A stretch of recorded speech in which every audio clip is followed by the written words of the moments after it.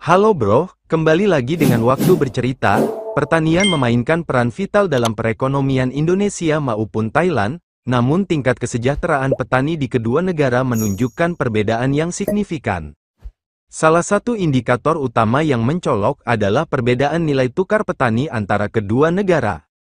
Di Thailand, nilai tukar petani stabil pada kisaran 120 sampai 140, angka yang mencerminkan daya beli dan pendapatan petani yang cukup baik. Sebaliknya, di Indonesia, nilai tukar petani hanya berkisar di angka 96 sampai 102, bahkan pernah turun hingga 96 sampai 97, menunjukkan betapa rapuhnya posisi ekonomi petani kita. Penyebab utama dari kondisi ini adalah struktur biaya produksi yang tinggi di Indonesia, di mana harga pupuk, pestisida, dan input pertanian lainnya terus meningkat sementara harga jual hasil pertanian cenderung fluktuatif dan seringkali tidak sebanding. Selain itu, ketergantungan yang besar pada pola tanam musiman membuat banyak sawah di Indonesia hanya bisa menghasilkan satu kali panen dalam setahun, berbeda dengan Thailand yang telah mengembangkan sistem irigasi yang lebih teratur sehingga mampu melakukan multiple cropping atau beberapa kali panen dalam setahun. Hal ini secara langsung berdampak pada pendapatan dan stabilitas ekonomi petani Indonesia yang cenderung lebih rendah. Perbedaan struktur kepemilikan lahan antara petani Indonesia dan Thailand merupakan salah satu akar masalah yang paling mendasar dalam menjelaskan kesenjangan kesejahteraan di antara keduanya. Di Thailand, kebijakan reformasi agraria yang dilaksanakan sejak dekade 1970-an telah menciptakan struktur kepemilikan lahan yang relatif merata, dengan rata-rata petani menguasai sekitar 5.000 meter persegi lahan per keluarga. Luasan ini merupakan sweet spot dalam pertanian modern, cukup besar untuk menerapkan mekanisasi dasar dan mencapai skala ekonomi, namun tidak terlalu besar hingga membutuhkan manajemen yang rumit. Sebaliknya, di Indonesia, terutama di Jawa sebagai sentra pertanian terpadat, rata-rata kepemilikan lahan hanya sekitar 458 meter persegi per keluarga, angka yang terus menurun akibat fragmentasi turun-temurun. Setiap generasi membagi warisan lahan kepada semua anak, sehingga petak-petak sawah semakin mengecil dari waktu ke waktu. Kondisi ini menciptakan berbagai masalah struktural yang saling berkait. Pertama, dengan luasan yang sangat terbatas, petani tidak bisa mencapai skala produksi yang ekonomis. Biaya tetap seperti pembelian benih unggul, pupuk, dan pestisida menjadi beban yang terlalu berat dibandingkan dengan hasil panen yang bisa diperoleh. Kedua, lahan sempit membuat investasi dalam mekanisasi pertanian menjadi tidak feasible.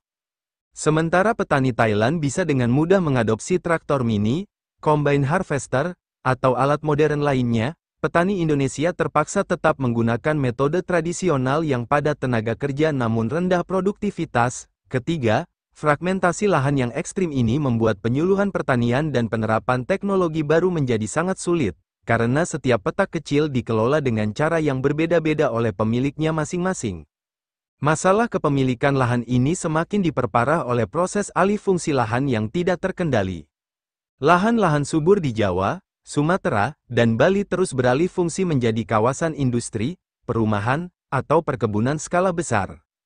Data Kementerian ATR BPN menunjukkan bahwa Indonesia kehilangan rata-rata 100.000 hektar sawah setiap tahun akibat alih fungsi ini. Ironisnya, proses ini justru sering didorong oleh petani kecil sendiri yang terpaksa menjual lahannya karena tekanan ekonomi, menciptakan lingkaran setan di mana petani yang kehilangan lahan kemudian menjadi buruh tani atau urban poor di kota-kota besar. Dampak jangka panjang dari struktur agraria yang timpang ini sangat mengkhawatirkan. Generasi muda pedesaan semakin enggan melanjutkan usaha tani keluarga, karena melihat betapa tidak menjanjikannya bertani di lahan sempit. Mereka lebih memilih menjadi buruh migran atau pekerja informal di perkotaan. Akibatnya, terjadi proses penuaan, aging, yang cepat di kalangan petani, di mana rata-rata usia petani Indonesia saat ini sudah mencapai 47 tahun, jauh lebih tua dibandingkan di Thailand yang berkisar pada usia 35-40 tahun. Tanpa generasi yang sehat, masa depan pertanian Indonesia semakin suram. Untuk memutus lingkaran setan ini, diperlukan intervensi kebijakan yang komprehensif. Pertama, perlu ada program konsolidasi lahan yang inovatif, misalnya melalui sistem pengelolaan bersama, collective farming, di mana beberapa petak kecil digabungkan pengelolaannya. Kedua, pembatasan yang ketat terhadap alih fungsi lahan pertanian produktif, terutama di sentra-sentra produksi pangan. Ketiga, program khusus untuk menarik minat generasi muda kembali ke sektor pertanian melalui insentif dan akses teknologi. Tanpa langkah-langkah radikal seperti ini, kesenjangan kesejahteraan antara petani Indonesia dan Thailand akan terus melebar di tahun-tahun mendatang. Kesenjangan teknologi pertanian antara Indonesia dan Thailand merupakan salah satu faktor kunci yang menjelaskan mengapa produktivitas dan pendapatan petani Indonesia tertinggal jauh di belakang. Di Thailand, revolusi teknologi pertanian telah berlangsung sejak dekade 1990-an, didorong oleh kebijakan pemerintah yang progresif dan investasi besar-besaran dalam penelitian dan pengembangan. Saat ini, petani Thailand telah mengadopsi berbagai teknologi mutakhir mulai dari sistem irigasi presisi berbasis IoT, drone untuk pemupukan dan pemantauan tanaman, hingga penggunaan big data untuk prediksi hasil panen. Sebaliknya, di Indonesia, mayoritas petani masih terjebak dalam metode tradisional dengan ketergantungan tinggi pada tenaga manual dan alat-alat sederhana. Survei Kementerian Pertanian tahun 2023 menunjukkan bahwa hanya 15% petani padi di Indonesia yang menggunakan alat mesin pertanian modern, sementara di Thailand angka ini mencapai 65%. Keterbelakangan teknologi ini bukan semata-mata karena faktor ekonomi, melainkan juga disebabkan oleh ekosistem riset dan pengembangan yang lemah. Thailand memiliki lebih dari 50 pusat penelitian pertanian yang terhubung langsung dengan universitas dan industri, sementara Indonesia hanya memiliki sekitar 20 pusat penelitian dengan anggaran yang sangat terbatas. Akibatnya, inovasi teknologi yang sesuai dengan kondisi lokal sulit berkembang. Sebagai contoh, varietas padi unggul yang dikembangkan di Thailand mampu beradaptasi dengan perubahan iklim dan memberikan hasil 8-10 ton per hektar, sementara varietas lokal Indonesia rata-rata hanya menghasilkan 5-6 ton per hektar. Selain itu, infrastruktur pendukung seperti listrik dan internet di pedesaan Thailand jauh lebih baik, memungkinkan petani mengakses informasi pasar dan teknologi terbaru dengan mudah. Masalah lain yang tak kalah penting adalah rantai penyuluhan pertanian yang tidak efektif di Indonesia. Di Thailand, setiap kelompok tani didampingi oleh penyuluh yang kompeten dan mendapatkan pelatihan teknologi secara berkala. Sementara di Indonesia, rasio penyuluh pertanian terhadap petani mencapai 1:1.500, jauh di bawah standar ideal 1:300. Banyak penyuluh juga kurang terlatih dalam teknologi modern dan lebih fokus pada program-program administratif daripada transfer pengetahuan. Kondisi ini diperparah oleh minimnya kolaborasi antara akademisi, peneliti, dan petani di lapangan. Hasil-hasil penelitian seringkali berakhir sebagai laporan di perpustakaan tanpa pernah sampai ke tangan petani yang membutuhkan. Dampak dari kesenjangan teknologi ini terlihat jelas dalam produktivitas dan efisiensi usaha tani. Meskipun secara angka produktivitas padi Indonesia per hektar terlihat lebih tinggi, namun jika dihitung berdasarkan input yang digunakan, tenaga kerja, pupuk, air, efisiensi petani Thailand jauh lebih unggul.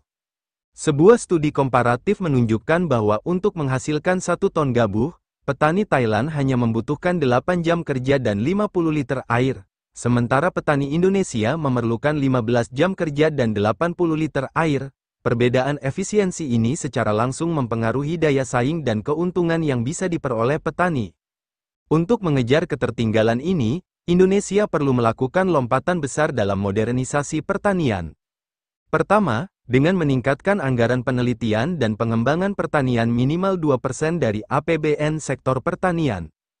Kedua, membangun pusat-pusat inovasi pertanian di setiap sentra produksi yang terhubung dengan universitas dan industri.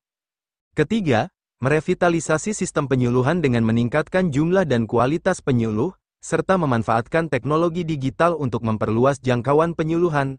Keempat, menciptakan insentif bagi petani untuk mengadopsi teknologi melalui skim kredit khusus dan bantuan alat mesin pertanian.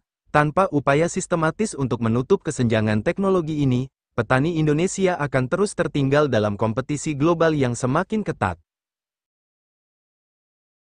Untuk mengatasi kesenjangan kesejahteraan petani antara Indonesia dan Thailand, diperlukan transformasi kebijakan pertanian yang komprehensif dan berorientasi jangka panjang.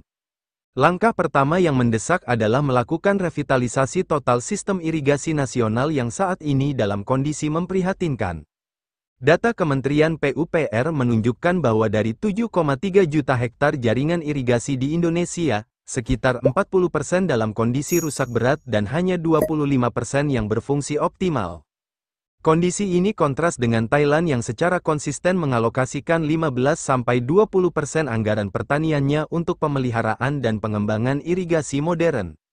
Indonesia perlu segera membangun sistem irigasi yang terintegrasi dengan teknologi sensor kelembaban tanah dan prediksi cuaca berbasis artificial intelligence, sehingga efisiensi penggunaan air bisa ditingkatkan secara signifikan. Selain itu, perlu ada program percepatan pembangunan waduk dan embung skala kecil di sentra-sentra produksi pangan untuk mengatasi masalah ketergantungan pada musim hujan. Pemerintah juga harus melakukan reformasi struktural dalam rantai pasok hasil pertanian yang saat ini didominasi oleh tengkulak dan pedagang perantara. Di Thailand, petani terorganisir dalam koperasi yang kuat dengan fasilitas pengolahan dan pemasaran mandiri, sehingga mampu menekan biaya distribusi dan mendapatkan harga yang lebih baik. Sementara di Indonesia, hasil studi Bank Dunia menunjukkan bahwa margin distribusi bisa mencapai 40-60% dari harga akhir, di mana sebagian besar dinikmati oleh tengkulak. Solusinya adalah dengan memperkuat kelembagaan petani melalui pengembangan koperasi modern yang dilengkapi dengan infrastruktur logistik dingin, cold storage, unit pengolahan hasil, dan akses langsung ke pasar modern. Model seperti ini telah berhasil diimplementasikan di beberapa daerah seperti Kabupaten Boyolali dengan koperasi serba usaha tani makmur, yang berhasil meningkatkan pendapatan petani sapi perah hingga 30% melalui integrasi vertikal dari hulu ke hilir. Aspek penting lainnya adalah pengembangan agroindustri pedesaan untuk meningkatkan nilai tambah produk pertanian. Thailand telah membuktikan keberhasilan strategi ini dengan mengembangkan lebih dari 5.000 desa agroindustri yang memproses hasil pertanian menjadi produk bernilai tinggi seperti makanan olahan, kosmetik berbahan alam, dan produk kesehatan. Indonesia yang memiliki keanekaragaman hayati jauh lebih kaya seharusnya bisa melampaui pencapaian ini. Untuk itu diperlukan program pendampingan intensif bagi petani dalam pengolahan pasca panen, sertifikasi mutu, dan pemasaran digital. Inisiatif seperti Desa Pusat Pertanian Terpadu yang digagas Kementerian Pertanian perlu diperluas dengan melibatkan perguruan tinggi dan dunia usaha dalam transfer pengetahuan dan teknologi pengolahan. Tantangan terbesar yang perlu diatasi adalah meregenerasi petani muda yang saat ini semakin berkurang.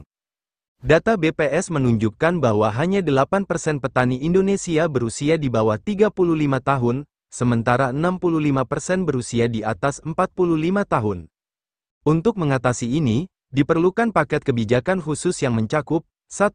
Program kredit usaha tani dengan bunga rendah khusus generasi muda. 2. Pengembangan pusat-pusat pelatihan pertanian modern di setiap kabupaten. 3. Insentif fiskal bagi startup agritech yang mengembangkan solusi digital untuk pertanian. Dan 4. Program magang di negara-negara dengan pertanian maju seperti Thailand atau Belanda. Pengalaman Kabupaten Jember dalam mengembangkan sekolah lapang petani muda bisa menjadi model yang direplikasi di daerah lain. Transformasi kebijakan ini tentu membutuhkan komitmen politik yang kuat dan konsistensi implementasi. Anggaran pertanian perlu ditingkatkan secara signifikan dari saat ini yang hanya sekitar 3,5% APBN menjadi minimal 10% seperti di Thailand, dengan fokus pada program-program yang benar-benar menyentuh kebutuhan petani. Selain itu, perlu dibentuk badan khusus yang mengoordinasikan seluruh stakeholder pertanian dari hulu ke hilir, mengingat saat ini kebijakan pertanian masih terfragmentasi di berbagai kementerian dan lembaga. Dengan pendekatan yang holistik dan berkelanjutan, bukan tidak mungkin dalam satu dekade mendatang Indonesia bisa mengejar ketertinggalan dari Thailand dan menciptakan sistem pertanian yang berkeadilan dan berdaya saing tinggi.